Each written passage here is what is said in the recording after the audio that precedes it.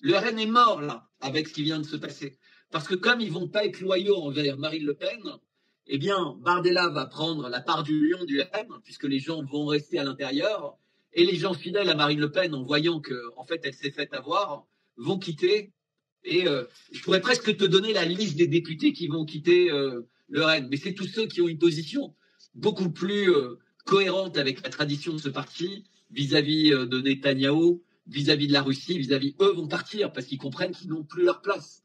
Ils avaient une place tant qu'il y avait Marine Le Pen, qui s'assurait qu'il y avait différents courants. Là, tout ça va complètement disparaître pour une culture en plus qui va être très woke et très LGBTQ+. C'est-à-dire que le RN va complètement faire son coming out. Le RN qui va faire son coming out. Tu m'entends? Exactement. Mais c'est très important cette phrase. Le RN version Bardella va faire un coming out sur plein de sujets.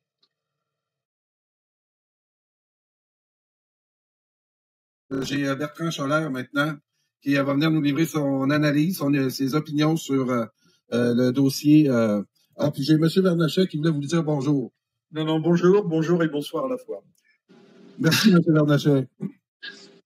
Donc, Bertrand, on en a parlé justement hier que Mme Le Pen, les mondialistes, est en train de préparer son remplacement pour Bardella. Parle-nous un peu de cette nouvelle-là concernant Mme Le Pen. Bah, écoute, moi je le dis depuis des mois, mais personne ne voulait m'écouter. Donc maintenant, peut-être les gens vont plus m'écouter. En fait, tout a été mis en place uniquement avec un objectif, c'était de permettre à Emmanuel Macron de rester pour un troisième mandat. Donc il a besoin de créer une crise politique forte en France. Et il y a évidemment une crise politique qui vient de tous les côtés, puisque c'est pratiquement impossible d'avoir un gouvernement stable. On voit bien avec Bayrou qui est sur un siège éjectable. Et maintenant, la candidate censée être naturelle du Front National se retrouve virée, alors que c'est le premier parti de France, et virée au profit de Jordan Bardella, qui est la personne, entre guillemets, la plus Macron-compatible de tout l'échiquier politique français. En réalité, là où Marine Le Pen a été d'une grande naïveté, c'est qu'elle n'a pas vu le coup venir. En fait, le rôle de Jordan Bardella, c'était de tuer complètement le Rassemblement national. Il vient d'enterrer définitivement, d'ailleurs, le Rassemblement national en allant faire allégeance à Netanyahou, qui, je vous rappelle, est poursuivi par la Cour internationale de justice pour la situation de génocide, et à titre personnel, il est poursuivi par la Cour pénale internationale pour crimes contre l'humanité et crimes de guerre, excusez-moi du peu. Et donc, nos hommes politiques, donc celui qui est censé être à la tête du parti souverainiste le plus important de France, souverainiste, avec tout ce que ça veut dire, va prêter allégeance à un pays, au chef d'un pays, Netanyahou, au gouvernement d'un pays qui est complètement déstabilisé par ces mensonges. Parce que qu'est-ce qui se passe en ce moment? Les uns après les autres, les ministres sautent parce qu'on découvre qu'ils étaient au courant du 7 octobre. Et donc, qu'est-ce qu'ils font? Ils acceptent d'être des fusibles pour continuer à faire croire que Netanyahou était pas au courant, alors qu'on sait tous que Netanyahou était au courant depuis longtemps, puisque le ministre égyptien de la Défense avait prévenu qu'il avait dit à Netanyahou plus de 15 jours avant qu'il y avait quelque chose qui se préparait. Et il l'avait dit en direct avec Netanyahou, et il a l'enregistrement. Mais comme les gens ont des mémoires de poisson rouge, évidemment, ils oublient tout ça. Donc Marine Le Pen est seule. Beaucoup de gens dans son parti vont dire, bah, après tout, elle a été nulle au débat, elle est incapable de battre Macron. Ça va de nouveau être Macron qui va être candidat. Autant essayer Bardella. Mais c'est déjà ce qu'ils se disent. Donc en fait, ce qui devrait se passer face à un tel événement, c'est que Bardella, par loyauté à Marine Le Pen, devrait demander une grève générale en disant la France est une dictature, ce qui vient de se passer, c'est pas possible. Puisqu'on sait que Macron, par exemple, on n'a jamais entendu parler du dossier Alstom. Ferrand, qui avait plein de scandales, a jamais été inquiété par la justice. Il vient d'être nommé président du Conseil constitutionnel. Donc il y a 1 milliard de raisons pour faire ça, 1 milliard. Mais évidemment, il ne le fera pas, puisqu'en fait, il ne s'intéresse qu'à sa carrière à lui. Donc Marine Le Pen est totalement seule. Zemmour est trop content. La droite républicaine se dit, ils vont se battre au RN, donc laissons-les se battre, on va récolter les fruits. Évidemment, Macron, il n'est pas du tout indifférent à ce qui se passe, puisque le bordel, comme je l'ai dit tout à l'heure, va lui permettre de justifier l'article 16. Donc, on est bien en présence d'un événement majeur. Et ça va bien au-delà de ce que beaucoup de personnes pensent, en disant, mais il ne va rien se passer. Mais si, il va tout se passer. Parce qu'en fait, ce que ça veut dire, c'est qu'aujourd'hui, comme dans pratiquement tous les pays du monde, la démocratie n'existe plus. C'est-à-dire, soit c'est la justice qui est instrumentalisée, et donc ça veut dire, typiquement, on dit quelque chose qui fâche Israël, ou qui fâche le CRIF, ou qui fâche le machin, et votre vie est détruite. Pour l'histoire des assistants parlementaires, ça ressemble quand même fâcheusement à ce qui s'est passé pour François Fillon. Mais personne ne se demande d'où est arrivé l'argent qui a permis à Macron d'être élu. Comment se fait-il que cet inconnu s'est retrouvé subitement avec plus d'argent que tous ses concurrents? Comment se fait-il que cet inconnu qui n'avait aucune référence électorale avait un droit d'antenne pour lui et ses candidats plus important que la plupart des partis qui étaient en compétition aux élections en 2017, etc., etc. Mais toutes ces questions, finalement, personne ne se les pose parce que depuis le début, ils pensent tous que Macron, c'est un petit minable. Excusez-moi, je suis dans un Mais hôtel. pendant que tu ajustes la lumière, Bertrand, c'est très, très intéressant ce que tu dis parce que comme organisateur politique, ici au Canada puis au Québec, j'observe exactement les mêmes phénomènes. Les grands partis politiques qui ont accès aux médias de masse ont un financement politique que personne ne peut expliquer, pas même les candidats. J'invite les gens là, dans la campagne électorale qui a lieu actuellement au Canada. Faites le test sur les candidats conservateurs et du Parti libéral. Demandez-leur qui paye leurs messages publicitaires à la télé et leurs pancartes sur le bord du chemin et personne ne va être capable de vous répondre. Parce que ça ne se paye pas avec des 5 piastres de carte de membre. Enfin, vraiment,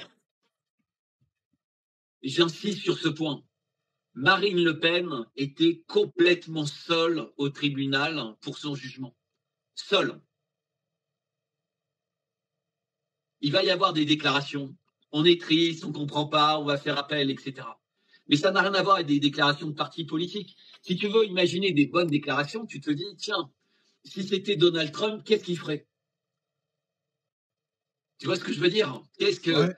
Mais le problème, c'est qu'elle a manifestement très mal défendu son dossier. Parce qu'en plus, dans les assistants parlementaires de l'époque qui est critiqué, il y a Jordan Bardella. Ah oui. Oui, puis c'est pas la première fois que tu m'en parles de lui. En fait, c'est une situation qui est rocambolesque. La France, c'est n'importe quoi. N'importe quoi. Et on aura bien mérité quand Macron va prendre les pleins pouvoirs. Et là, les gens peut-être se réveilleront, mais il sera trop tard. Il aura les pleins pouvoirs. Il décrète, mais sans doute avant de prendre les pleins pouvoirs, il attend du gouvernement Bayrou de faire passer quelques lois. Entre autres, la fameuse loi qui traîne sur l'antisionisme, donc interdire la critique d'Israël. Peut-être même une loi sur l'interdiction de la critique des sociétés secrètes.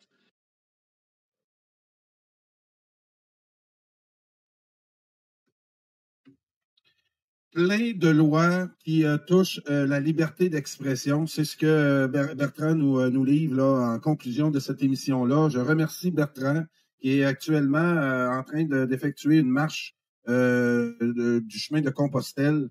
Et donc, je lui ai demandé d'intervenir aujourd'hui. Et il l'a fait généreusement, même que je pensais ne pas l'avoir. Là, il me de retour. Je vais... Merci beaucoup, Bertrand. J'expliquais aux gens là, que je t'avais rejoint en dernière minute et que je me demandais si tu allais revenir. Continue pour la conclusion de ce que tu allais... non, ce que j'explique, oui, c'est que, petit 1, ce qu'il faut mémoriser, c'est, si vous voulez comprendre ce qui vient de se passer, Marine Le Pen est seule. Son parti ne va pas la suivre. Ils veulent se débarrasser d'elle et essayer de tout miser sur Jordan Bardella. Elle a très peu de personnes qui vont la suivre.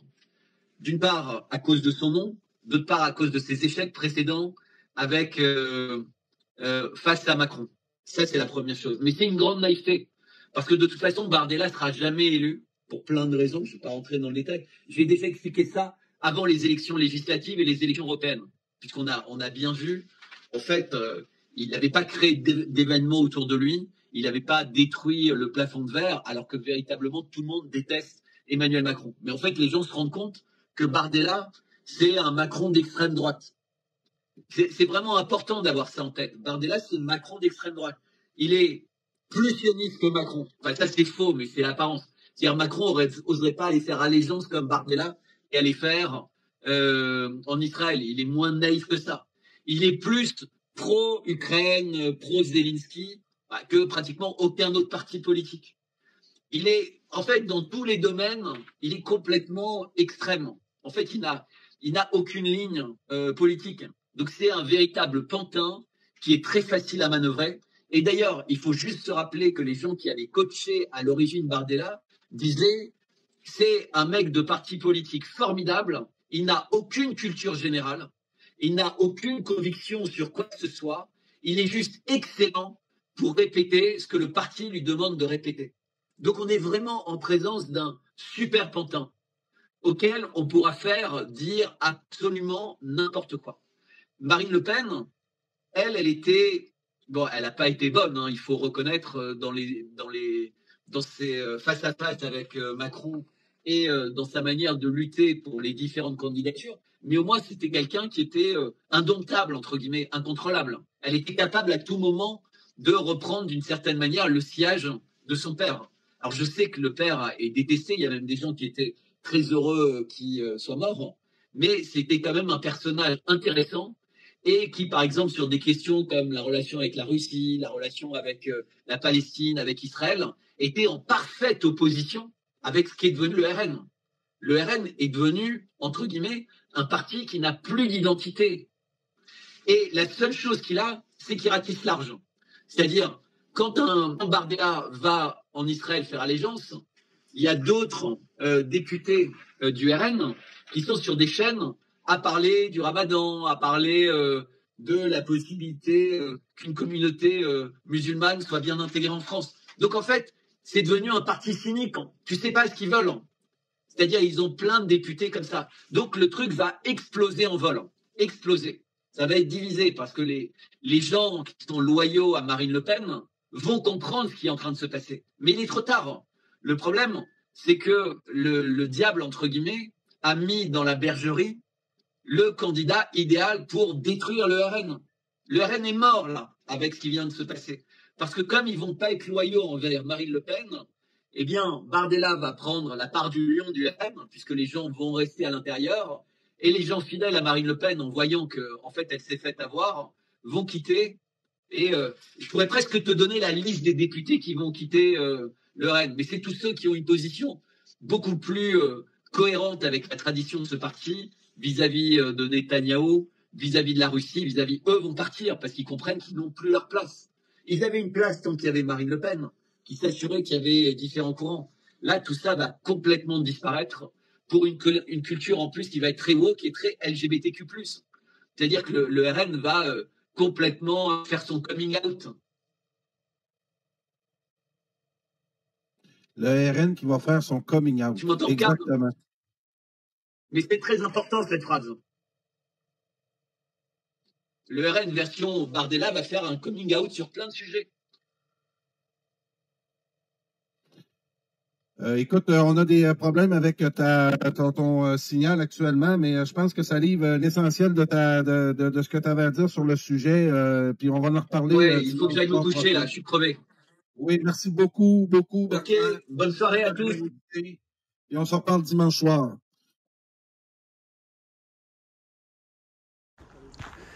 Depuis hier, comme vous voyez, temps vraiment sublime.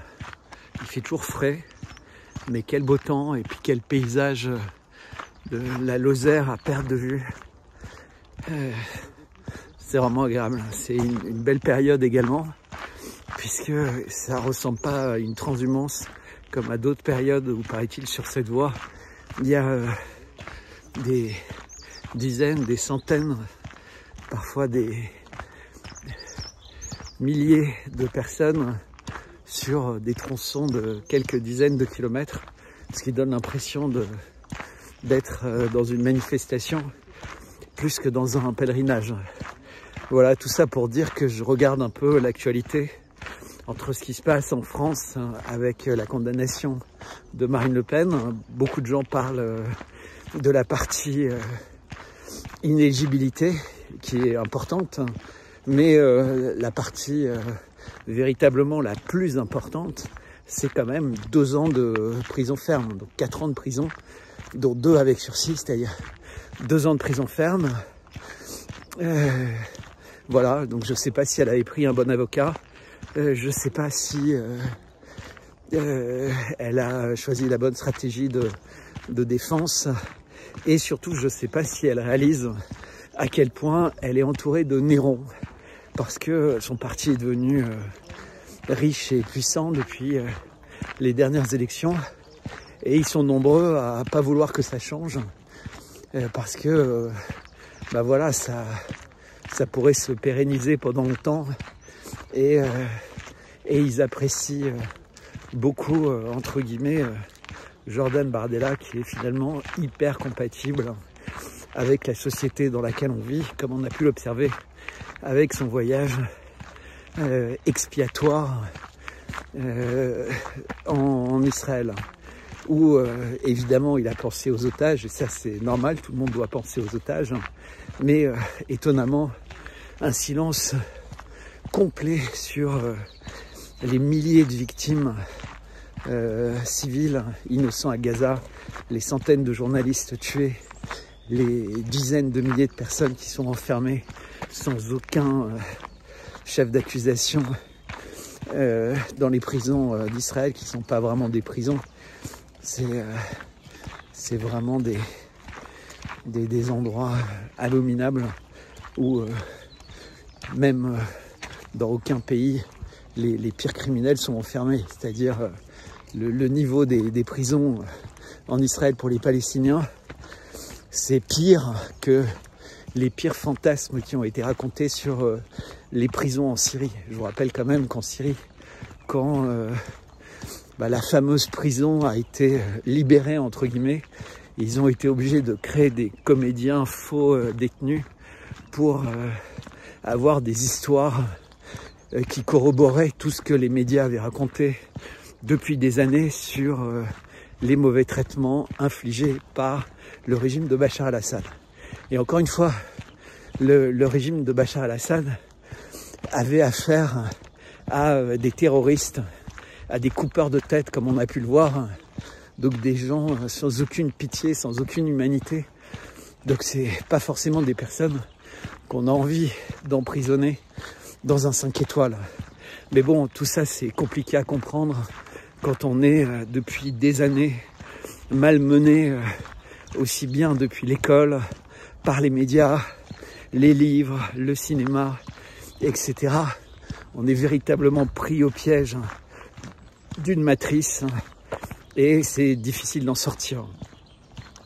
Juste pour souligner ça, j'ai publié hier une nouvelle lettre de Substack dans laquelle je parle justement de cette journée d'hier pour Marine Le Pen, sans trop développer la partie peine de prison, parce que il y a un appel, donc, mais ça donne un signal très très fort. Et on a la même chose avec Fillon, on a la même chose avec Sarkozy, mais on n'a jamais eu quoi que ce soit avec quelqu'un comme Ferrand, au contraire, qui est devenu président du Conseil constitutionnel. Moi, je pense que toute cette instabilité, toutes ces mises en prison d'hommes politiques, ça va faire une voie royale pour que Macron puisse prendre les pleins pouvoirs et finalement rester président jusqu'à ce qu'il puisse parvenir à une forme de magistrature suprême sur l'Europe. Et de là, on sera vraiment dans l'apocalypse de Saint-Jean, puisque l'Europe, Bruxelles, c'est la nouvelle Rome de l'apocalypse de Saint-Jean, puisque Bruxelles est né du traité de Rome. Et donc, on est vraiment dans l'eschatologie complète. Je remarque à quel point maintenant tout le monde en parle dans le monde entier et commence à voir sous les traits de ce jeune homme qui était censé être un peu naïf et couvé par quelqu'un qui... enfin, je préfère même pas en parler. J'ai assez d'une garde à vue. Enfin bref. Donc voilà, je suis sur les chemins de Compostelle, pas vers Compostelle. C'est magnifique. Et si vous voulez me soutenir, vous pouvez aller dans la description. Vous avez des liens vers PayPal, Tipeee. Vous pouvez prendre un abonnement payant à mon Substack. Et évidemment, vous pouvez aussi m'écrire à bertrand@55bellechasse.com. Je sais que certaines personnes préfèrent payer par chèque. Éventuellement, on peut se rencontrer. Alors, c'est plus facile à Paris, mais on peut se rencontrer de façon générale un peu partout. Voilà. Et surtout, échanger. Donc, merci de partager cette vidéo. Merci de la commenter. Et merci de découvrir mes lettres Substack. À bientôt.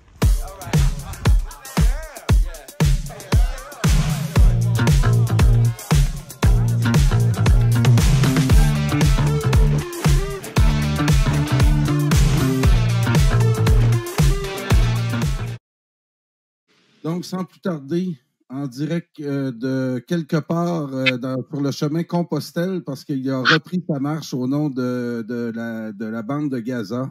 J'ai avec moi Bertrand Cholère. Bertrand, bonsoir. Bonsoir à tous. Merci, Karl. J'espère que la connexion sera bonne. En principe, elle est bonne. Elle est superbe actuellement, mieux même que chez toi. Je te dirais qu'actuellement, j'ai pas un mot à dire. Alors, pour te dire, je suis à un endroit où, autour de là où je suis, à 5 km à la ronde, il n'y a rien d'autre. Donc, si tu arrives et que c'est complet, c'est la galère. Ah oui, hein? Hier, il faisait -4, il neigeait. Ensuite, quand on est baissé en altitude, il pleuvait. Ça a été une de mes journées les plus dures. C'était parce qu'en fait, je suis en Auvergne. Donc, les gens qui connaissent l'Auvergne, quand tu pars du Puy-en-Velay, tu as des étapes, elles sont vraiment montagneuses. Mais là, on est encore très tôt par rapport à la saison qui commence véritablement dans 15 jours. Et donc, il fait vraiment, vraiment froid. Mais aujourd'hui, on a le beau temps, donc c'était super. Et alors, tu sais, oui. Moi, depuis un mois, je fais le ramadan aussi en pensant en particulier aux personnes qui souffrent à Gaza. Et parce qu'en fait, ils ont été bombardés pratiquement depuis le début de leur ramadan, puisqu'en fait, le régime de Netanyahou a coupé l'accès à l'aide alimentaire dès le début du ramadan. Donc, plus de nourriture, plus d'eau, plus rien du tout. Et alors, la blague, paraît-il, dans certains milieux autour de Netanyahou, c'était on va les aider pour le ramadan parce que de toute façon, ils trichent. En réalité, ils mangent. Donc, on va leur priver de nourriture. Enfin, ces gens-là sont des malades mentaux, quoi. Il faut dire les choses comme elles sont. Et ensuite, ils ont commencé à les bombarder par surprise. Voilà. Donc, si n'importe quel autre pays du monde faisait ça, les attentats des pagers, les bombardements d'hôpitaux, d'universités, de ceci, de cela, les assassinats ciblés. Enfin, imagine une seconde que Poutine fasse 1% de ce que fait Netanyahou. 1%. Donc, déjà, en ne faisant rien de ce genre, il est traité comme la pire personne de l'humanité. Mais comment se fait-il que l'État d'Israël puisse absolument faire ce qu'il veut? En ce moment, tu as eu pendant plusieurs jours en Israël une délégation des partis de droite française. Donc il y avait Bardella, Marion Maréchal, etc. et qui étaient uniquement préoccupés par la montée de l'antisémitisme et les victimes du 7 octobre. Mais le fait qu'il y ait des centaines de milliers de morts à Gaza, dont 50 000 sous les bombes, mais les autres sont morts de façon prématurée à cause du froid, à cause de la faim, à cause des maladies, à cause des séquelles des bombardements, etc. Enfin, mais comment on peut être aussi inhumain et ne pas voir le malheur des gens de Gaza? Est-ce que c'est des animaux? Est-ce que c'est des virus? Et surtout, en fait, ils vont là-bas pour dire aux Français, regardez le bon exemple d'Israël, on doit faire la même chose avec nos immigrés. On doit les traiter comme du bétail, comme de la merde. Parce que c'est ça le message qui passe. C'est attiser la haine des musulmans. Parce qu'en plus, tu vois, faire ça pendant le ramadan, c'est vraiment... tu vois, c'est la semaine de Pâques, le carême pour les chrétiens, et c'est la même chose pour les juifs. C'est quand même une période de paix. Si tu veux, Pâques, pour toutes les religions du livre, et c'est la seule fête qui est commune entre les grandes religions. Donc pour les musulmans, pour les chrétiens, pour les juifs, Pâques, c'est la même fête. Et Pâques, c'est la paix. Et là, t'imagines quel Pâques il s'apprête à nous offrir. C'est monstrueux, monstrueux. Et tout ça, alors que on voit bien que Poutine, encore une fois, veut faire la paix en Ukraine, mais pas n'importe quelle paix. Il le dit depuis le début, ils avaient signé une paix en mars. Et en fait, pareil, le Canada, les États-Unis, la France, tout ça font sans cesse monter les enchères pour donner l'impression que Poutine, il va accepter quelque chose d'autre que ce qu'il a déjà refusé d'accepter depuis le début et la raison pour laquelle il a lancé l'opération spéciale. Mais il continue à croire que les Russes sont des gamins.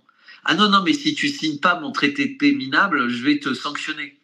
Il n'y a jamais eu un pays qui a eu autant de sanctions que la Russie. Et donc, on nage en plein délire. Et là, maintenant, aujourd'hui, et c'est pour ça que c'est drôle, hein, et c'est triste, aujourd'hui, Netanyahou ose dire devant tout le monde que depuis le début, le plan, c'était pas de rechercher les gens du Hamas qui avaient fait le 7 octobre. Depuis le début, c'était pour Israël de prendre totalement le contrôle de Gaza et d'y faire de la promotion immobilière. Il l'a dit texto. Il a dit, moi, je me cache pas du tout, c'est ça le plan. Bientôt, on va découvrir que c'est le même plan au Liban, le même plan en Syrie, le même plan en Cisjordanie. Et où est-ce qu'il va s'arrêter, en fait? Mais personne ne lui dit rien. Et là, il y a toutes sortes de nouvelles qui émanent du côté de l'Iran. Bertrand, est-ce qu'on a raison de s'inquiéter dans le réseau international? Là, on titrait que Trump déploie des bombardiers à capacité nucléaire dans la région. À quoi penser là, de ce qui se passe actuellement avec l'Iran, entre autres? Jean-Claude Pomerleau se posait la question aussi, est-ce qu'Israël va finir par avoir raison là, dans le dossier iranien? Va-t-on réussir à amener les Américains dans cette guerre-là?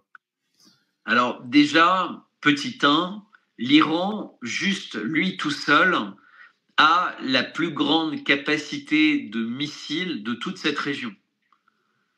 En termes de nombre, il est le seul à avoir des missiles hypersoniques aussi rapides dans la région. Alors Israël en aurait aussi, avec une capacité nucléaire. Donc, mais bon, pour Israël, tout est confidentiel. Mais surtout, depuis le début de l'année, l'Iran a signé 2 traités majeurs, un avec la Russie et un avec la Chine, qui inclut une assistance militaire mutuelle.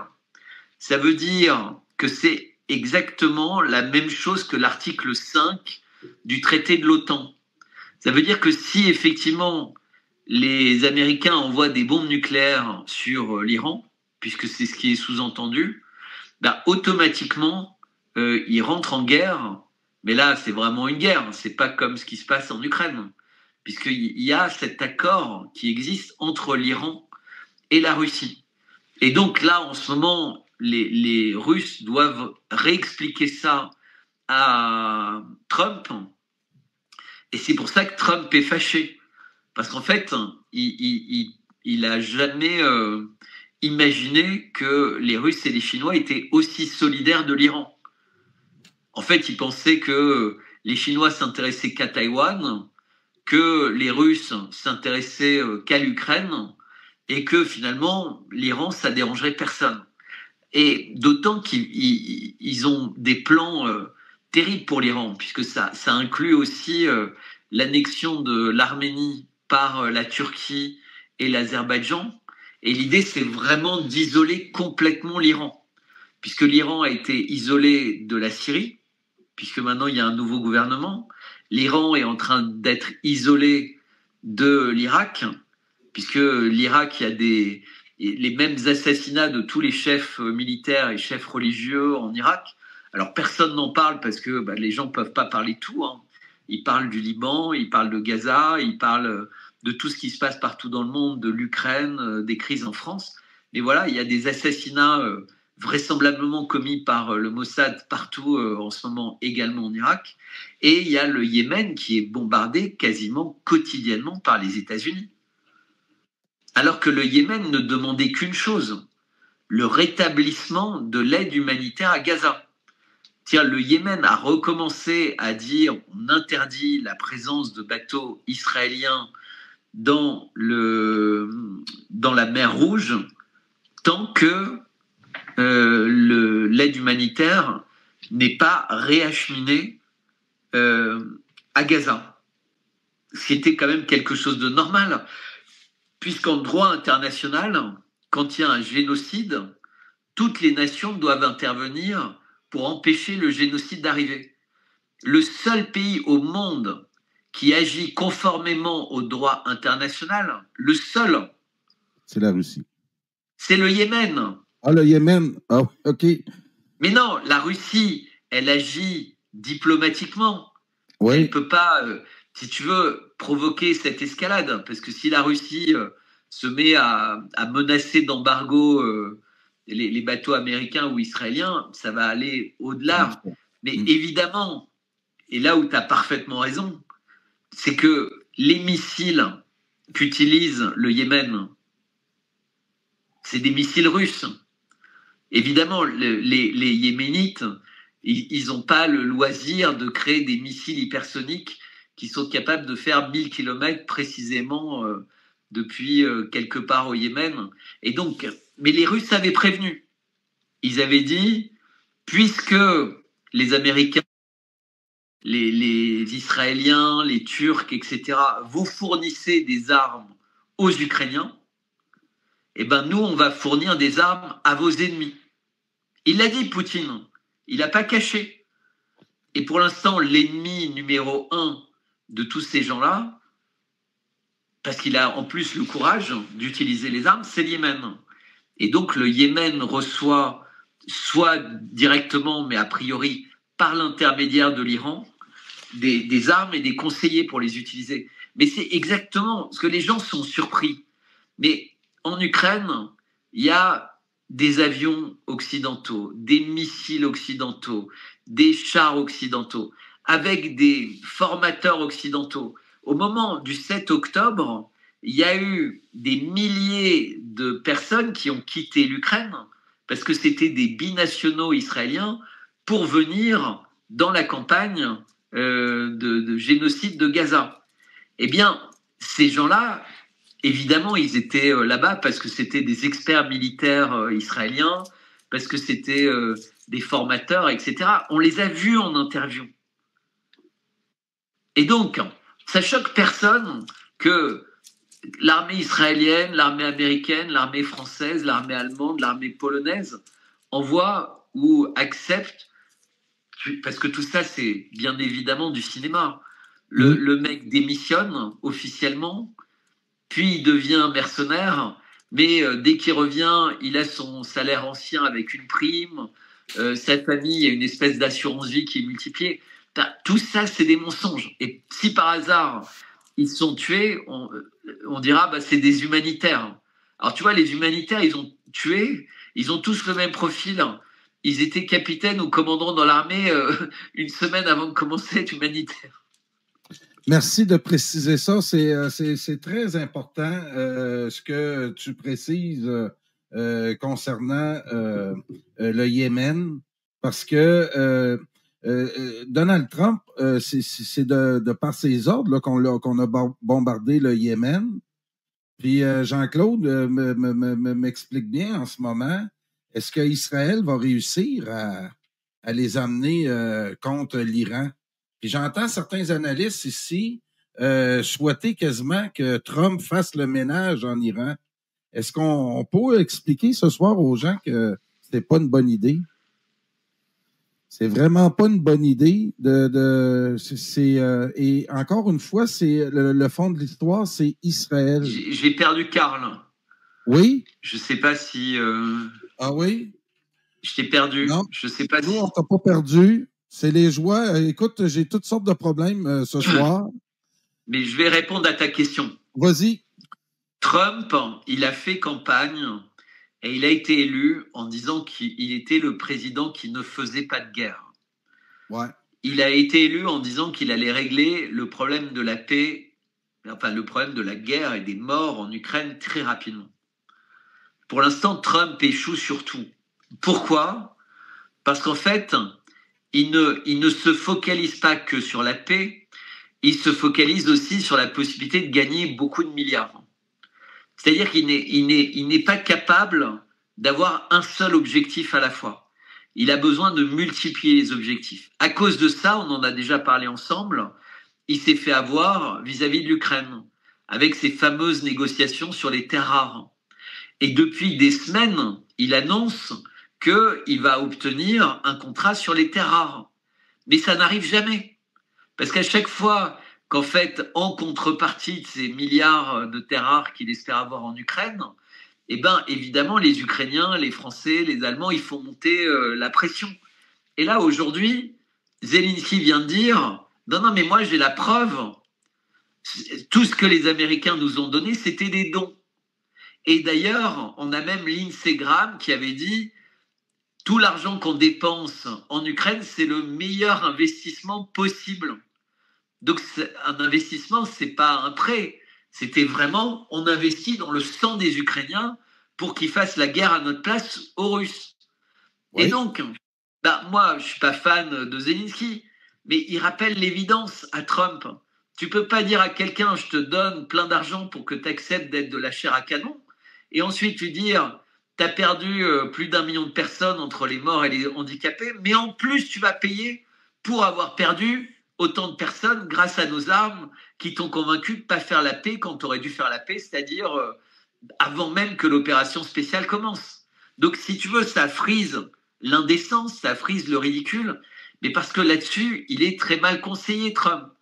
Si tu suis plusieurs cibles à la fois, tu risques de n'en avoir aucune. Et il lui arrivait exactement la même chose avec Israël. Ils ont été très forts, Israël. Trump, il avait réussi à leur imposer le cessez-le-feu. Évidemment, oui. Il ne voulait pas de cessez-le-feu, Netanyahou. Puis finalement, on lui a imposé. Alors, qu'est-ce qu'il s'est dit ? Je vais suivre au maximum les mecs du Hamas. Comme ça, dès que l'occasion va se présenter, je vais les trucider. Et l'occasion n'a pas tardé. Ils ont recommencé, les Israéliens, à faire le blocus humanitaire. Donc, les gens commençaient à s'inquiéter, mais ce n'était pas trop... Et là, Netanyahou a ressorti de la boîte le diablotin du nucléaire iranien en disant, regardez, les Iraniens, ils sont à quelques semaines d'avoir la bombe atomique, comme ils ont des missiles hypersoniques, les machins, etc., ils vont détruire le monde. Alors, petit 1, il se trouve que les Iraniens ont toujours dit que ça ne faisait pas partie des choses qu'ils voulaient faire. Ils ont le niveau scientifique pour le faire. Tu vois, la Corée du Nord a réussi... c'est pareil difficilement envisageable que l'Iran ne réussisse pas. Mais ce n'est pas une préoccupation majeure. L'Iran, c'est un grand pays qui souffre de sanctions depuis très longtemps. Le rêve des Iraniens, on l'a bien vu, à chaque fois qu'il y a eu des négociations, à l'époque d'Obama, l'accord sur le nucléaire qui était signé avec la Russie, la Chine, la France, l'Allemagne, l'Angleterre et les États-Unis, enfin, je ne sais pas s'il y avait l'Allemagne. Bon, enfin bref, c'était les puissances nucléaires, donc il n'y avait sans doute pas l'Allemagne. Mais ça avait été la liesse populaire.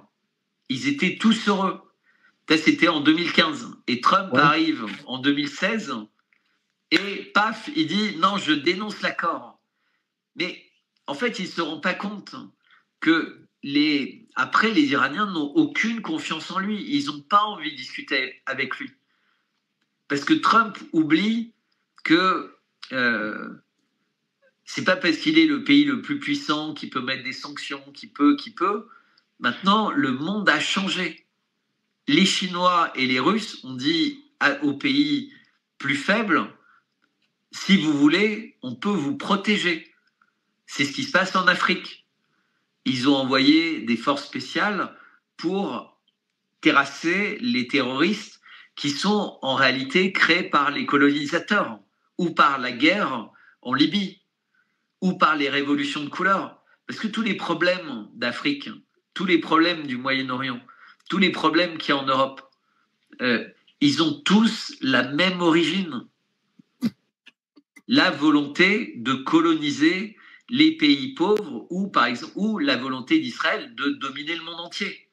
Puisqu'en réalité, c'est ça le sujet. Et Bertrand, pour discuter avec plein de personnes ici, peu au fait du dossier là-bas, il y a un stéréotype, une croyance très forte actuellement qui est en faveur de cette intervention militaire-là. On retrouve ça beaucoup en Occident, qui dit que il est souhaitable, là, puis là, on est tanné, puis c'est dans le cadre de toute la propagande aussi par rapport au voile et tout ce qu'on essaie d'introduire dans ces débats-là pour exacerber les tensions. La croyance que Trump va faire, en intervenant là-bas, le ménage une fois pour toutes des ayatollahs qui mènent l'Iran. Souvent, là, on va couper court le débat en Iran, puis on dit « Oh, c'est une bonne chose, Trump va faire le ménage. » Peux-tu expliquer un peu Alors, petit 1, les gens qui disent ça ne sont jamais allés en Iran. Parce que s'ils allaient en Iran, ils se rendraient compte que ça ne ressemble pas du tout à ce qu'ils pensent. Les femmes votent en Iran depuis bien plus longtemps qu'en France. D'accord? Et les mollahs n'ont jamais changé ça. Les femmes conduisent des voitures, ce qui n'était pas le cas jusqu'à pas longtemps en Arabie Saoudite. Au Parlement iranien, il y a des représentants juifs, il y a des représentants de toutes les religions. Il y a une communauté juive en Iran qui représente 3% de la population iranienne. Donc les Iraniens n'ont absolument aucun problème avec les juifs. C'est très important. Il y a une énorme différence entre les juifs et le régime de Netanyahou. Netanyahou qui n'a rien à voir avec l'origine d'Israël, donc la Palestine, puisque c'est une famille qui est originaire d'Europe de l'Est. C'est un Khazar. Il n'a absolument rien à voir avec un peuple biblique, Netanyahou, comme la plupart des membres de son gouvernement. Donc, quand ils disent on va faire le ménage avec les mollahs, d'abord, ils n'ont pas réussi à faire le ménage à Gaza, après avoir tout bombardé. Donc l'Iran, c'est un pays considérable, avec 97 millions d'habitants. C'est un pays qui est militairement extrêmement bien équipé. Et surtout, c'est un allié de la Russie et de la Chine qui ne laisseront pas faire. La Chine, par exemple, elle a un besoin considérable du pétrole iranien. Le gaz, l'Iran, c'est les deuxièmes réserves de gaz au monde. C'est un pays qui est extraordinairement stratégique. Donc évidemment, il y en a qui voudraient le découper en morceaux, mais tu ne peux pas découper en morceaux un pays qui a une telle histoire. La civilisation iranienne, c'est l'équivalent de la civilisation chinoise ou japonaise. C'est les plus vieilles civilisations du monde. Les Perses, puisque c'est ça l'Iran, c'est la Perse. C'est la civilisation peut-être la plus fascinante de l'histoire de l'humanité, qui a un rôle considérable dans la médecine, dans les mathématiques, dans les stratégies militaires, etc., etc.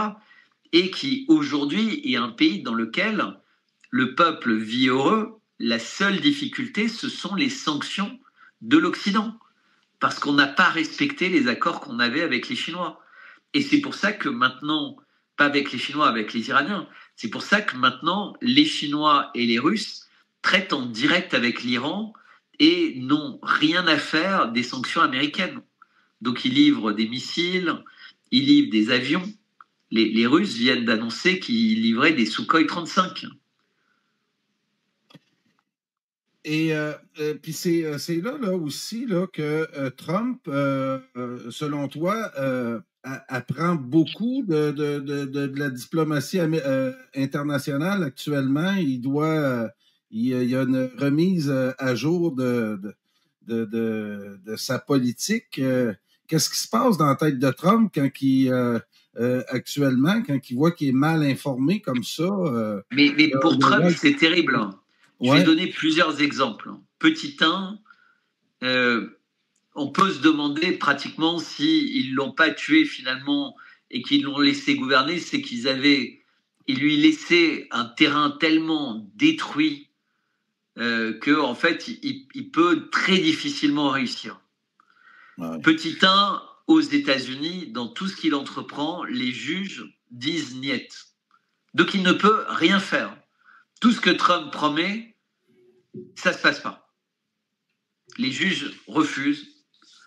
Invariablement, il y a des juges qui refusent et il n'est que président américain, donc il ne peut rien y changer. À l'international, je disais tout à l'heure, il voulait faire la paix rapidement et imposer une paix rapide en Ukraine. Ça ne marche pas. Pourquoi ? Parce qu'il se retrouve face à Macron et Starmer, qui sont très très bien organisés, et Zelensky qui joue parfaitement son rôle pour dire à Trump, bah, écoute, t'es bien sympa, mais c'est pas toi qui décide.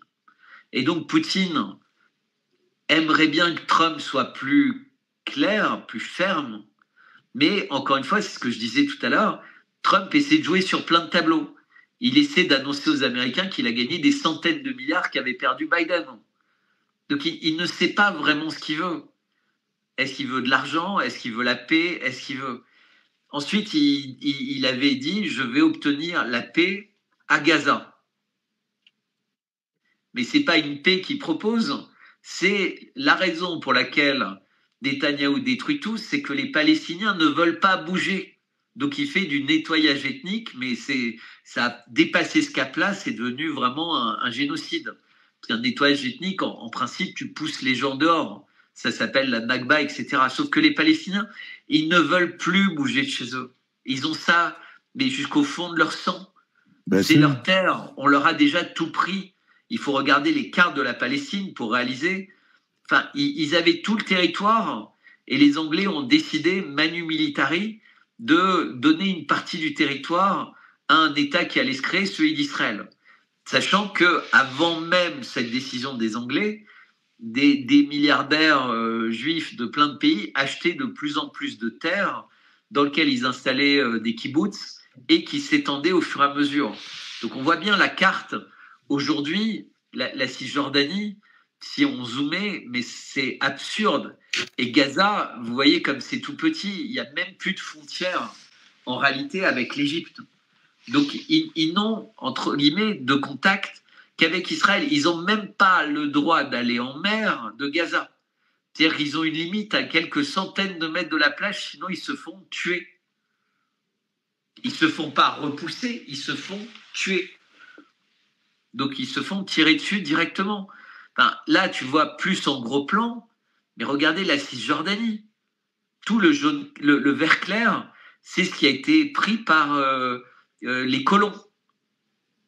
Donc, les trois quarts de ce qu'était la Cisjordanie, déjà limitée au maximum, ont été colonisés. Et entre les endroits colonisés, il y a de moins en moins de routes pour circuler, avec des contrôles partout, etc. Donc c'est une vie cauchemardesque. Et là, maintenant, Israël s'étend vers le Liban. Ils ont continué à bombarder Beyrouth. Ils s'étendent vers la Syrie. Encore la nuit dernière, ils ont bombardé Damas. Je ne sais pas si tu imagines, juste arrête-toi 30 secondes, ce gouvernement qui est censé être à Damas est censé être l'ami du monde entier. l'Europe donne des milliards, etc., pour les aider. Et le régime Netanyahou se permet de bombarder la capitale de ce pays. Et personne ne dit rien. Non mais, sincèrement, est-ce que quelqu'un peut m'expliquer dans quel monde on vit pour qu'il y ait un pays tout petit qui a une puissance aussi grande au point qu'il puisse bombarder la capitale de pays alliés de l'Occident, c'est-à-dire le Liban, Beyrouth, qui est détruite quasiment quotidiennement par des bombardements massifs. Damas, qui maintenant, le pays est censé avoir été libéré depuis décembre et être entre les mains d'un gouvernement formidable. Le patron Jolani, qui est un ex-terroriste, il est reçu partout dans le monde et il reçoit tout le monde qui vient lui faire des courbettes. Et Israël envahit ce pays. Israël prend l'eau de ce pays. Ça, c'est factuel. Comment est-ce qu'un pays peut faire ça? Et qu'est-ce qui est en train de se passer en ce moment avec l'Azerbaïdjan et la Turquie au sujet de l'Arménie? Ça, il faudra quand même se poser sérieusement la question. Et qui a tué le précédent président iranien? Et comment on a toléré 5000 attentats terroristes avec des pagers sans qu'il y ait la moindre enquête?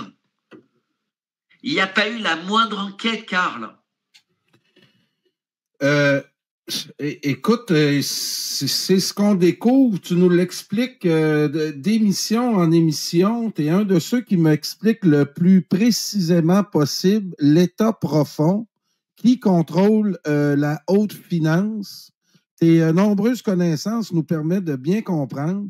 Là, je te montre une image de Jeffrey Sachs, qui lui aussi travaille très fort actuellement pour nous sortir de ce brouillard-là, Bertrand. Parce que j'ai l'impression que je pensais que ça allait s'apaiser parce qu'on avait des signes encourageants avec l'arrivée de Trump.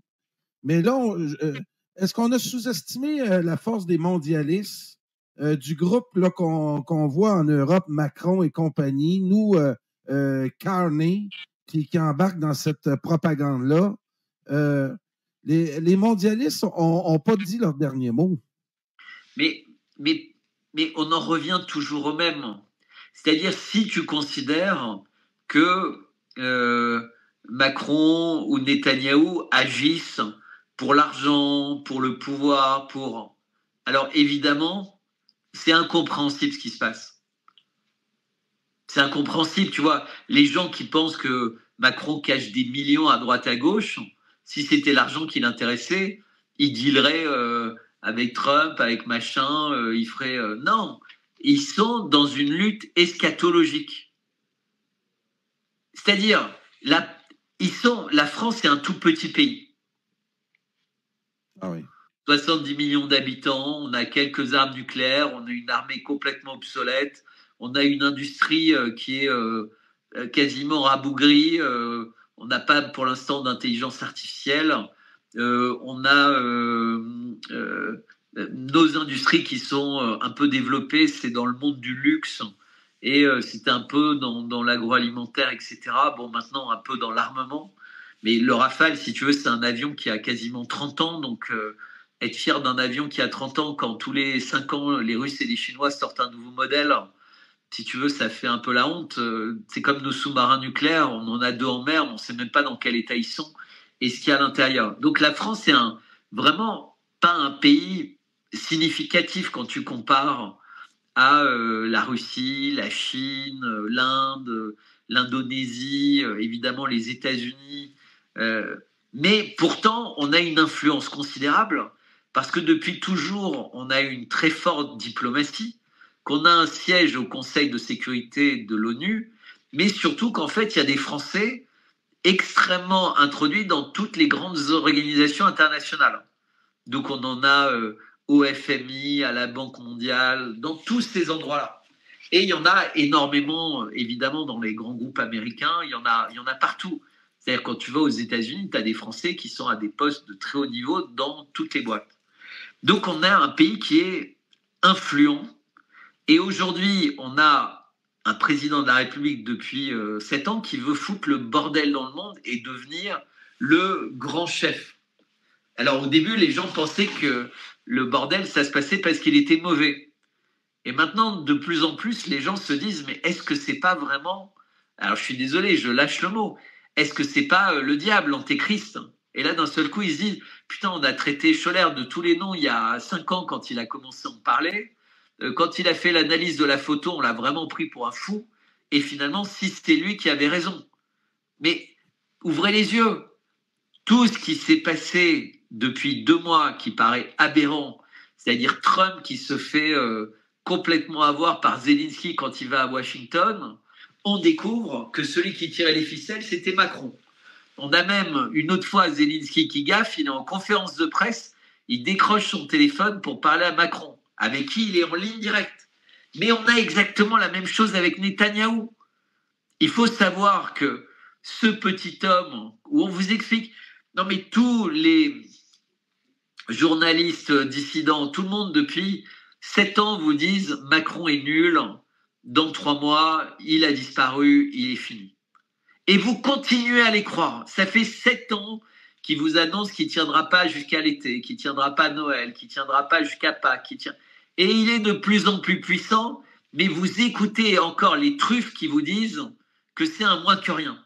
Mais changez les gens que vous écoutez et réalisez que ce mec, il a un rôle qui lui-même le dépasse, qui est complètement eschatologique. C'est-à-dire, il a peur de rien puisque l'enfer, pour lui, c'est le paradis.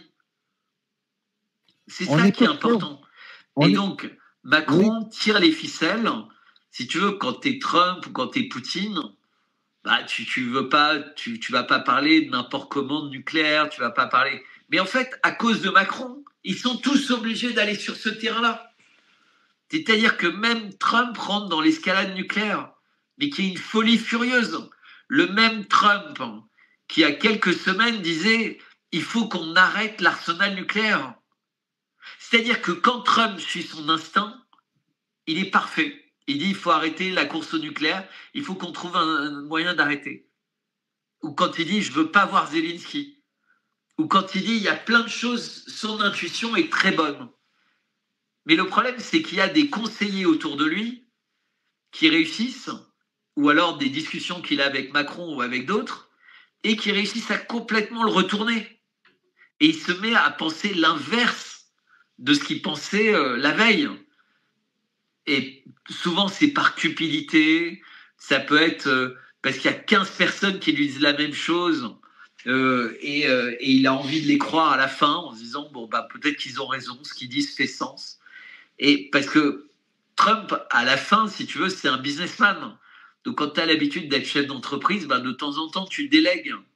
Donc Trump a l'impression qu'il peut déléguer l'Iran, la compréhension de l'Iran. Donc s'il en parle évidemment avec Netanyahou, avec Macron, ils vont lui dire bombarde. Parce que les mecs se disent, si on bombarde, qu'on envoie 3-4 bombes nucléaires sur l'Iran. Oui. Non mais c'est très sérieux. Hein. Oui. Les Russes vont pas déclencher une guerre nucléaire pour sauver l'Iran.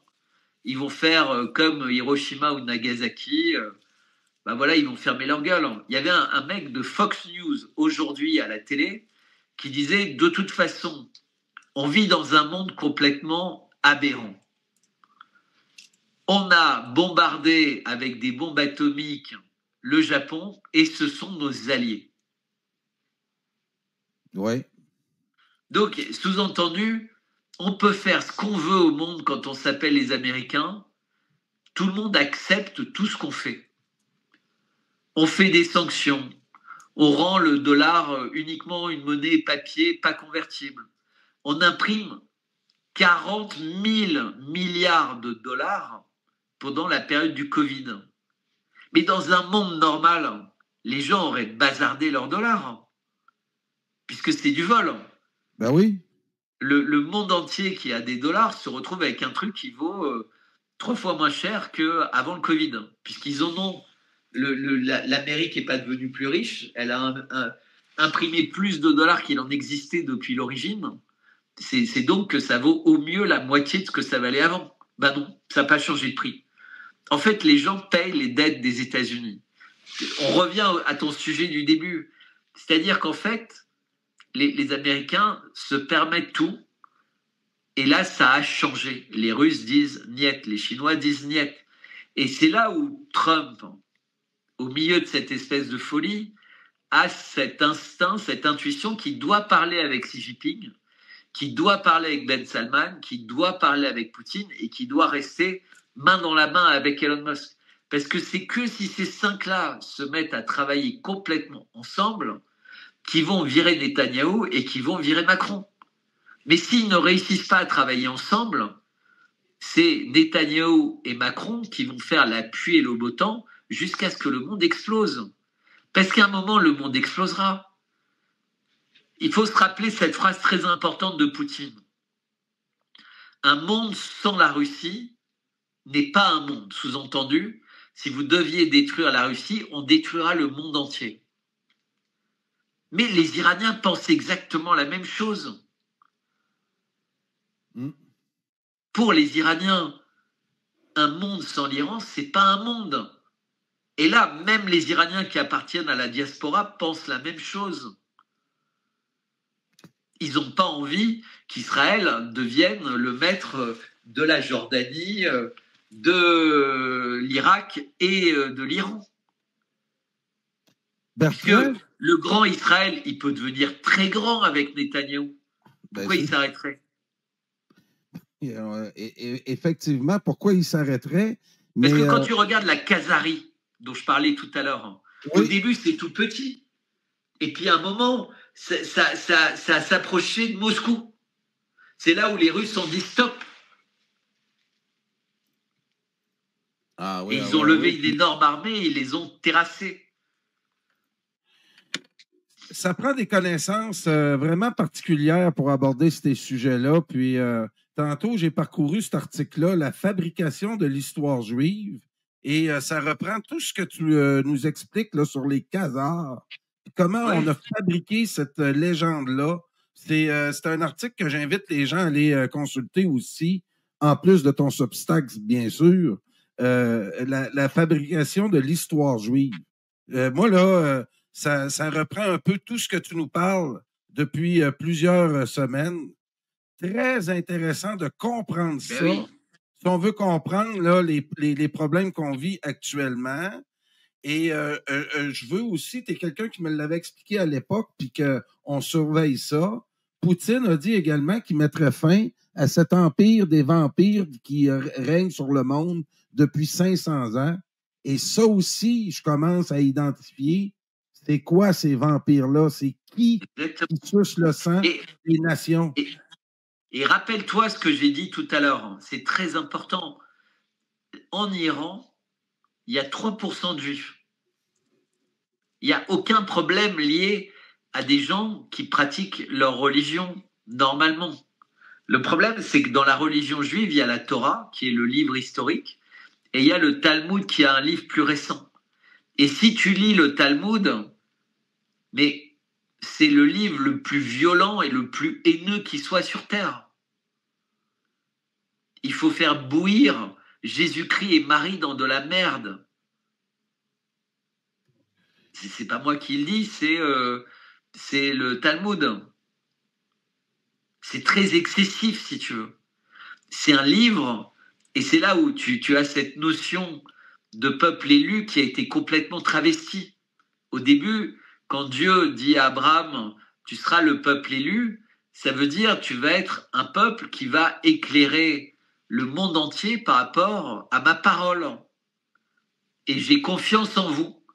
Mais ça ne voulait pas dire vous êtes, entre guillemets, une petite secte qui doit considérer que le reste du monde, c'est de la merde. C'était l'inverse. Et ça a été complètement perverti. Aujourd'hui, en fait, les gens qui partagent la religion historique d'Abraham, il y en a malheureusement de moins en moins. Je vais te dire, aujourd'hui, j'ai reçu un email.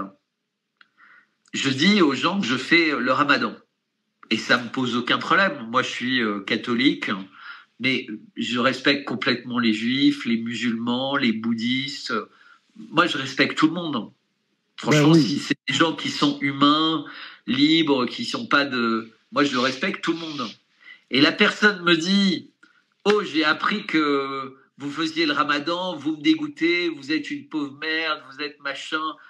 Mais tous les arguments qu'on a à la télé, soi-disant, si t'es pas ennemi des musulmans, c'est que t'es ennemi des blancs. Tu sais, le raisonnement débile, mais qui vient de Gaza. Tu sais, quand les gens disent c'est des bêtes, c'est des animaux, c'est des terroristes, c'est des monstres, etc. C'est-à-dire, les gens ne réussissent même pas à imaginer que tu peux aller dîner chez des musulmans et que ce soit tes meilleurs amis sans qu'il y ait aucune mauvaise intention, que tu peux aller te balader à l'époque en Syrie, en Égypte, partout, et d'être vraiment bien accueilli, mais par des gens qui ont le sens de l'hospitalité. C'est-à-dire, dans le monde entier, il n'y avait aucun problème de religion. Il y avait des guerres, hein, ça a toujours eu lieu, mais les guerres de religion, elles ont toujours été fomentées par des personnes qui y avaient intérêt. Mais c'était un intérêt qui n'avait pas à voir avec la guerre, c'était maintenir sans cesse la division, parce que celui qui divise règne. Ben oui. Et donc, et la personne m'insulte et me dit « Désabonnez-moi tout de suite de votre lettre, je ne veux pas lire et recevoir la lettre de quelqu'un qui est… Enfin, je pourrais le relire là, mais je vais perdre la communication avec cet obstacle. » Mais il y a une haine qui est créée aujourd'hui et les gens ne se rendent pas compte que c'est le piège. Les gens, ils se disent patriotes et ils tombent dans tous les pièges. Aujourd'hui, en fait, on voit bien, nos partis, ils ne font plus allégeance à la France. Ils font allégeance à Israël. Ils ne veulent pas faire des lois pour que les Français soient heureux. Ils veulent faire des lois pour qu'Israël puisse faire absolument ce qu'il veut sans rien. Ça s'appelle des lois sur l'antisionisme. C'est-à-dire que bientôt, en France, on n'aura plus le droit de critiquer Israël, l'État d'Israël, le régime de Tel Aviv, Netanyahou. Ça veut dire que les juges de la Cour internationale de justice ou de la Cour pénale internationale de l'Haye, s'ils viennent en France, ils pourront être incriminés parce que comme ils ont osé instruire un dossier qui concernait Israël, en fait, ils sont antisionistes et donc ils méritent la prison et la ruine.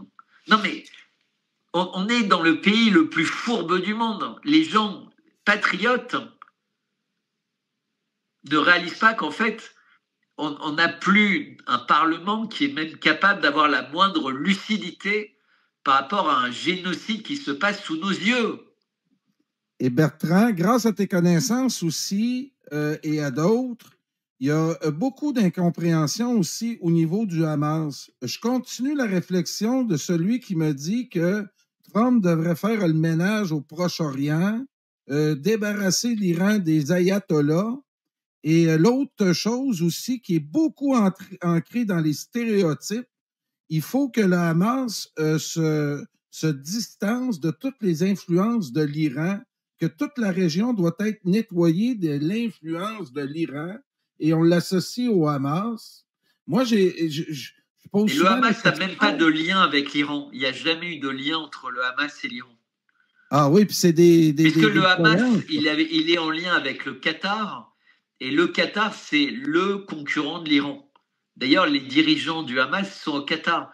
Pourquoi le Qatar, c'est un concurrent de l'Iran? D'abord parce que le Qatar, c'est des sunnites, l'Iran, c'est des chiites. Parce que le Qatar, en fait, sa fortune, c'est le gaz, mais ils ont beaucoup moins de gaz que l'Iran.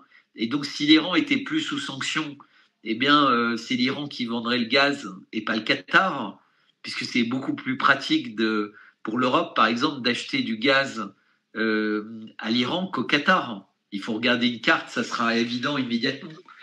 Et tout est comme ça, en fait. Donc, il y a beaucoup de gens qui auraient intérêt à affaiblir l'Iran. Mais les numéros 1, depuis toujours, depuis la nuit des temps, c'est le régime, entre guillemets, de Netanyahou, qui est manifestement dans une logique d'adorateur du diable, puisque les deux cibles, c'est la Perse, donc l'Iran. Pourquoi? Parce que c'était eux qui avaient détruit les sorciers de Babylone et les gens comme ça. Et la Russie, parce que c'est eux qui ont détruit les Khazars. Il faut bien voir qu'à chaque fois que les adorateurs du diable se sont organisés, ils étaient visibles. Ils étaient sous la forme d'armées ou de pays ou de bandes. Donc ils étaient faciles à attaquer. les Iraniens les ont détruits et les Russes les ont détruits. Mais cette fois-ci, ils sont plus ni une religion ni un pays, ils sont infiltrés partout. Partout, partout. Ils sont infiltrés en Israël, en France, aux États-Unis, au Québec, au Canada. Ils ont même essayé en Chine et ils sont encore très présents en Russie et partout. C'est ça qu'il faut comprendre. Il y a de plus en plus de gens qui essaient d'expliquer. En fait,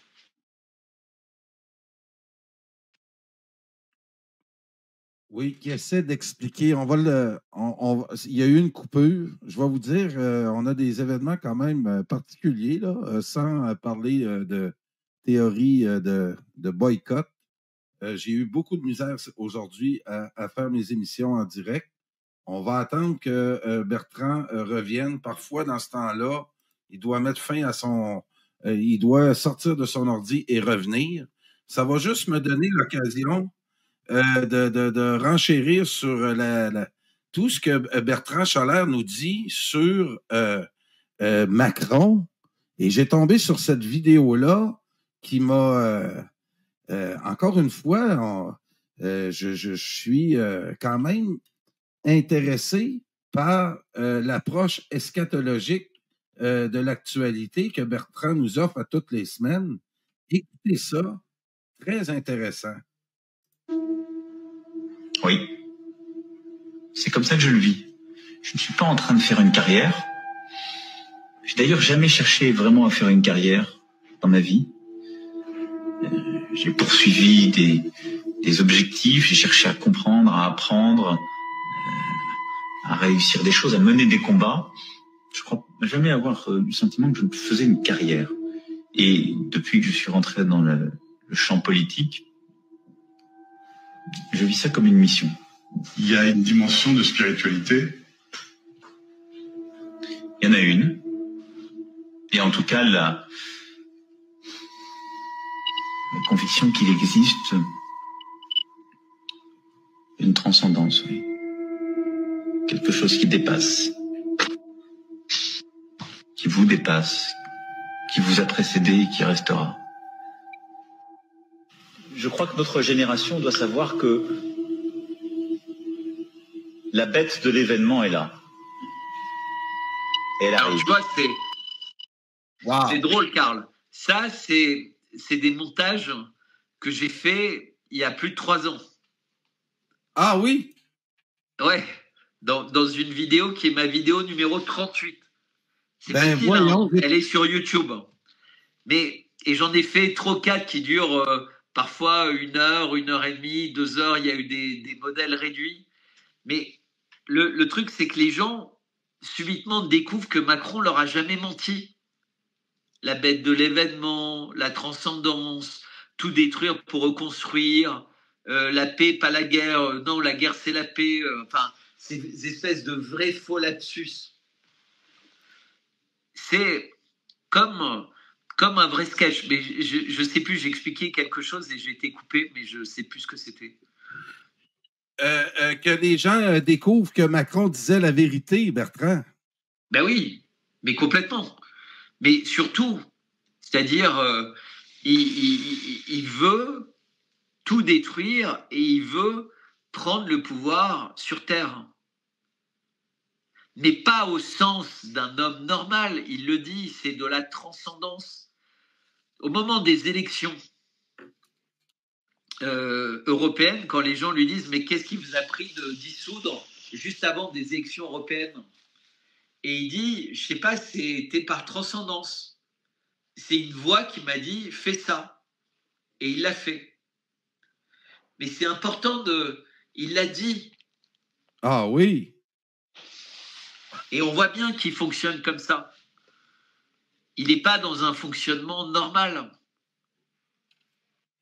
Et là, écoute, c'est très intéressant là, comment on est dans la gesticulation du côté de Macron, Starmer, Mertz, et effectivement, Carney ici au Canada.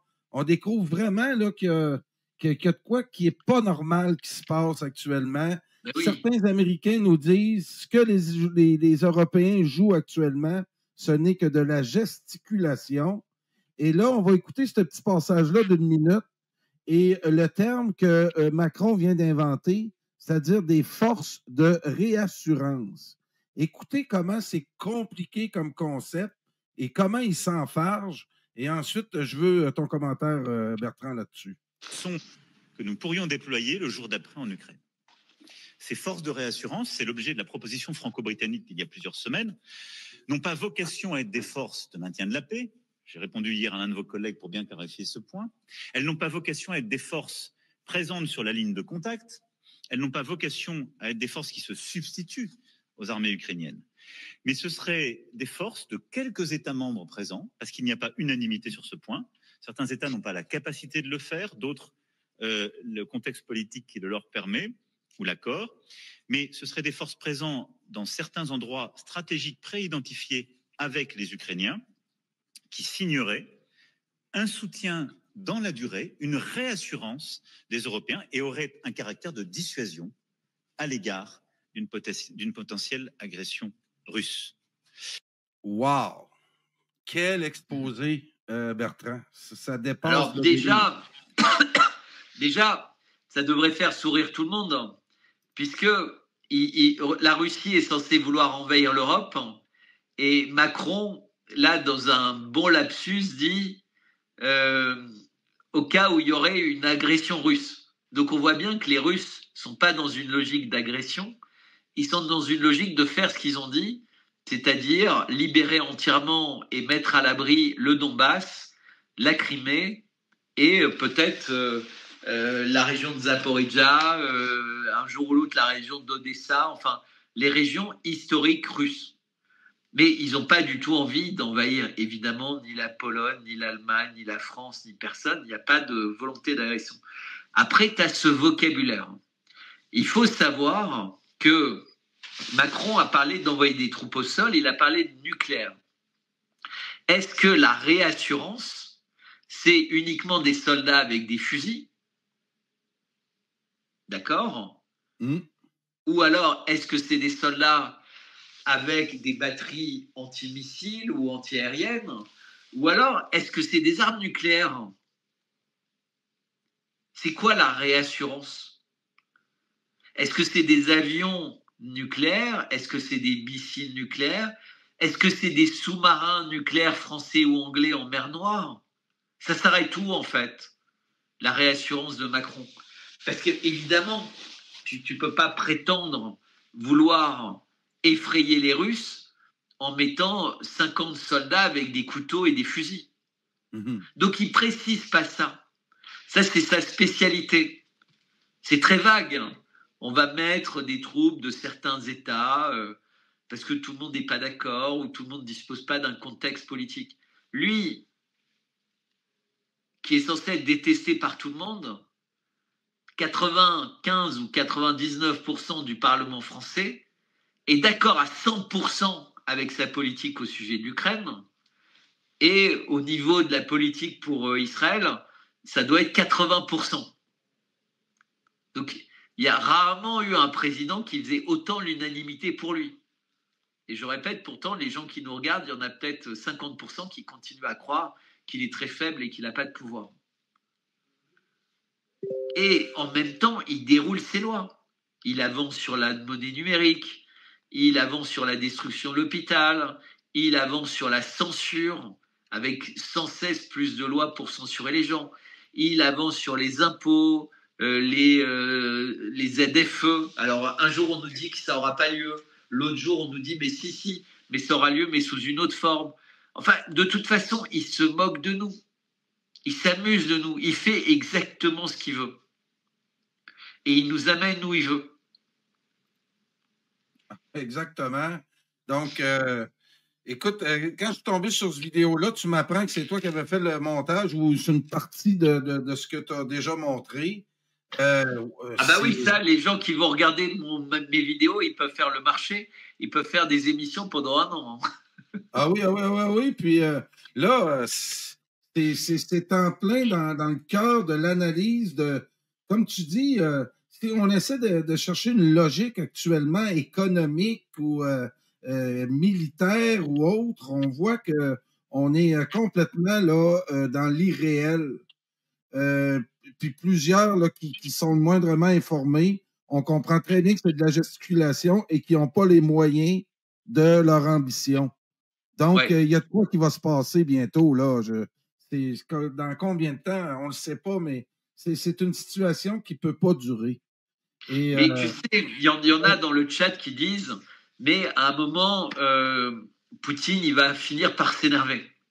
Le problème, c'est que les pays qui ont la dissuasion nucléaire, par définition, on ne s'attaque pas à eux.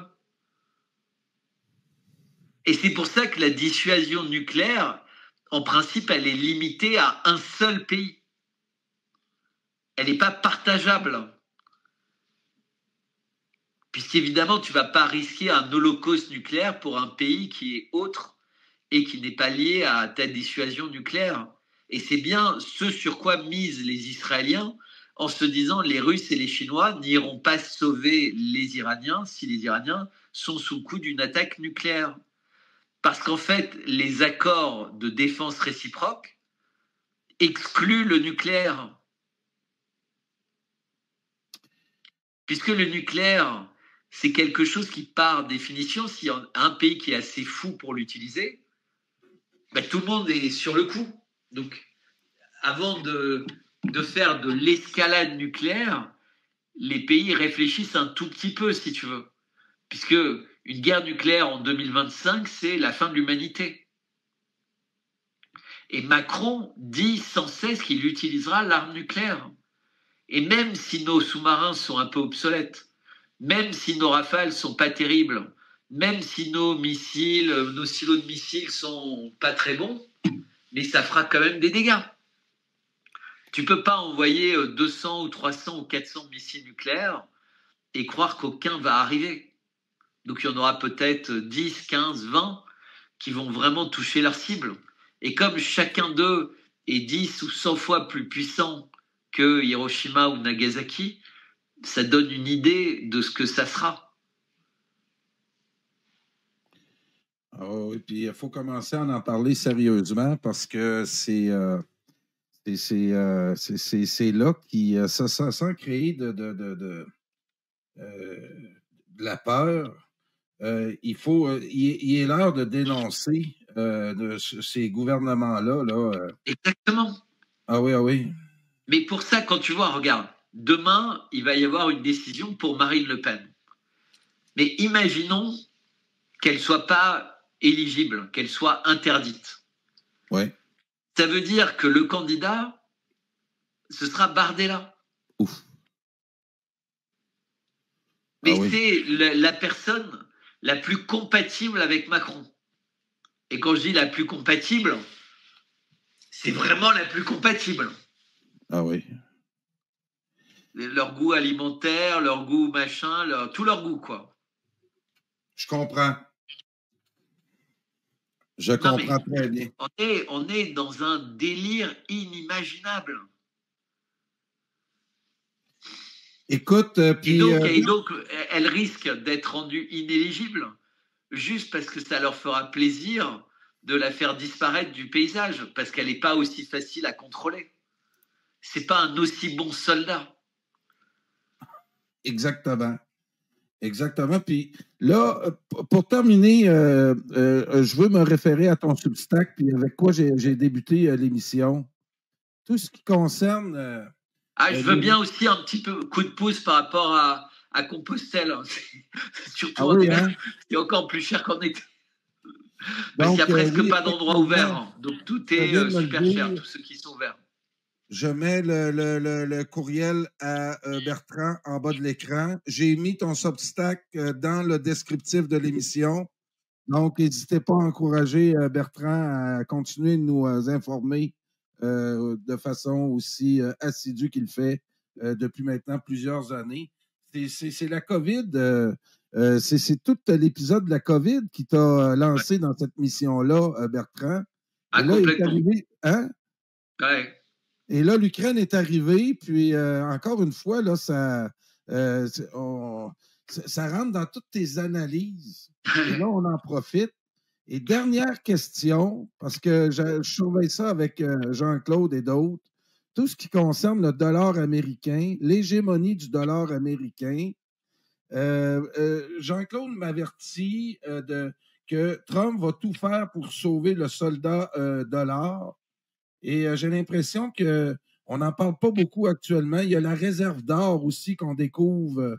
Moi, je n'ai pas eu de nouvelles sur la réserve d'or. Hein. Rien du tout. Elon Musk était supposé d'aller voir. Je n'ai pas eu de nouvelles. À mon avis, ils n'ont rien trouvé. Il n'y a plus d'or et c'est un scandale énorme. Comment tu imagines ça?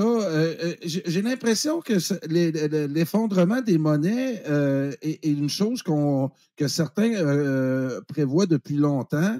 Oui, mais là, en même temps, si tu veux... des monnaies numériques, comment ça va se passer, ça? Ceux qui mènent l'argent actuellement vont essayer de nous offrir quelque chose après l'effondrement.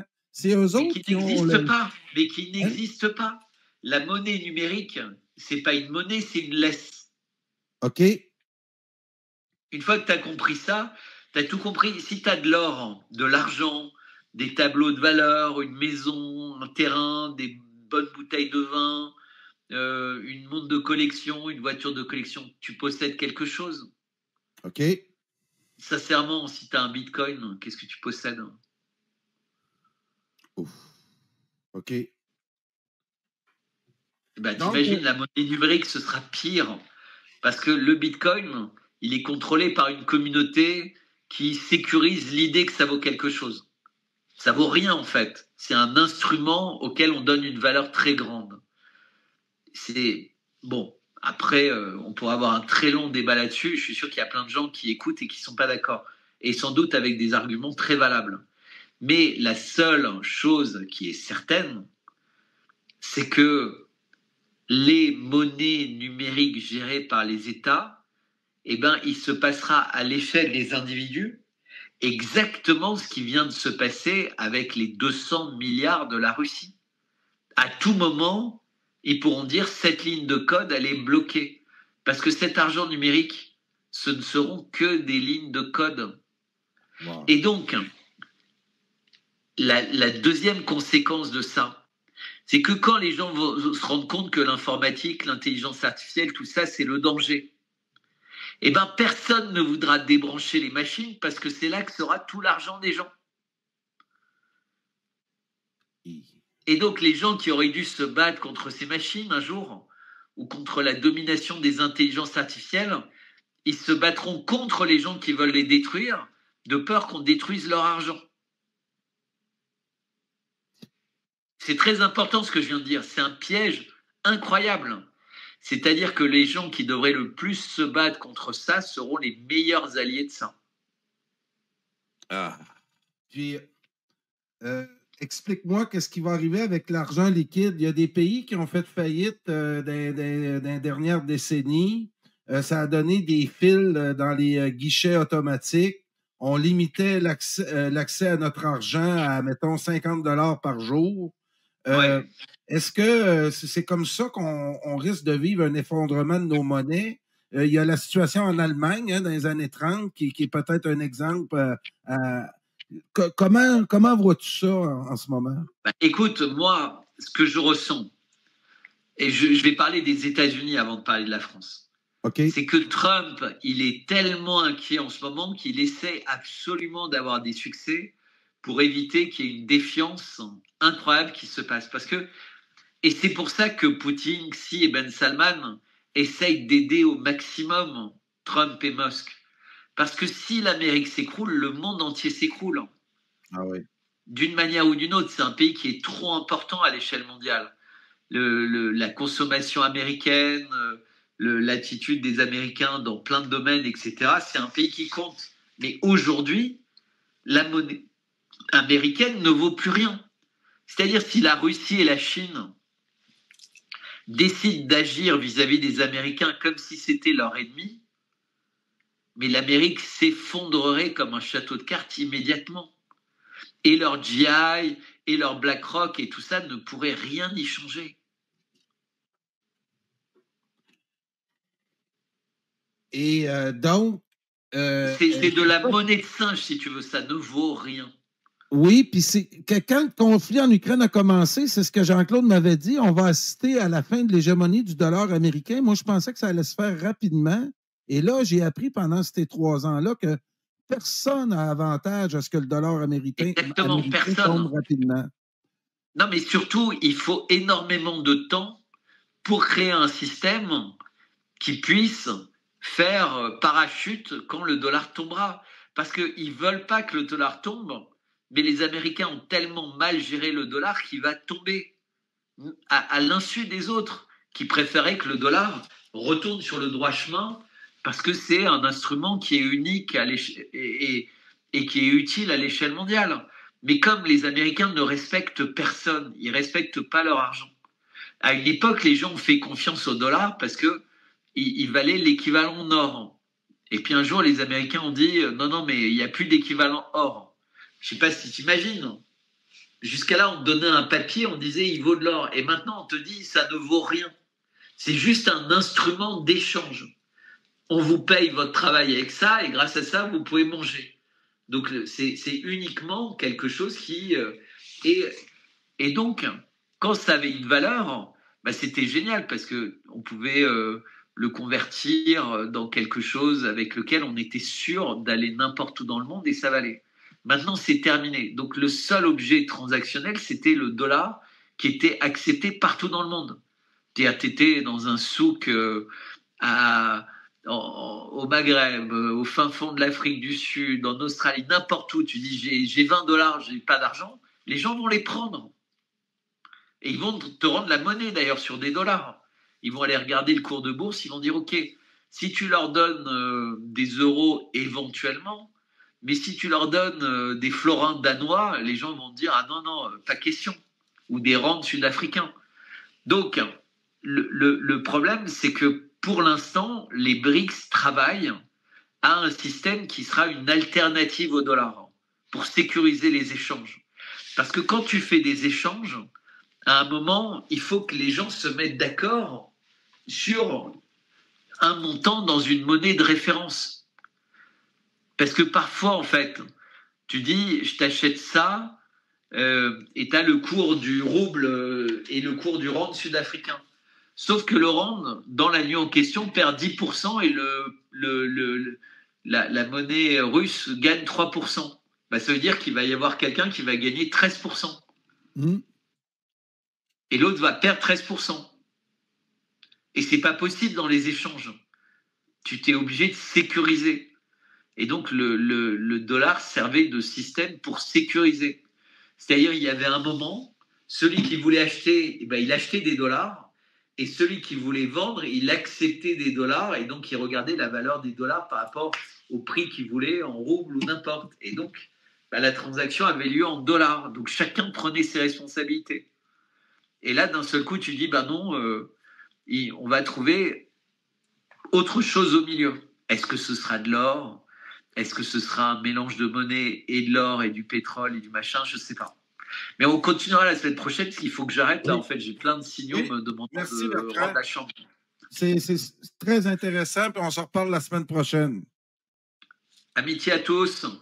Merci. Et merci de vous abonner à Substack ou si vous voulez faire un petit don sur PayPal, n'hésitez pas. Je vais faire l'annonce tout de suite à ton départ, n'aie crainte. Merci, Bertrand.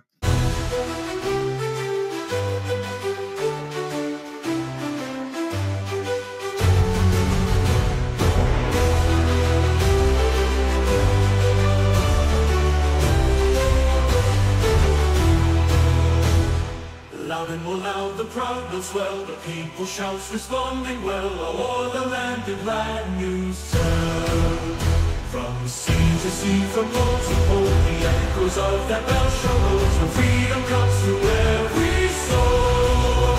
Ring, ring, exclaims the watching boy, the bell responds with notes of joy. Freedom's proclaimed in sweet and low.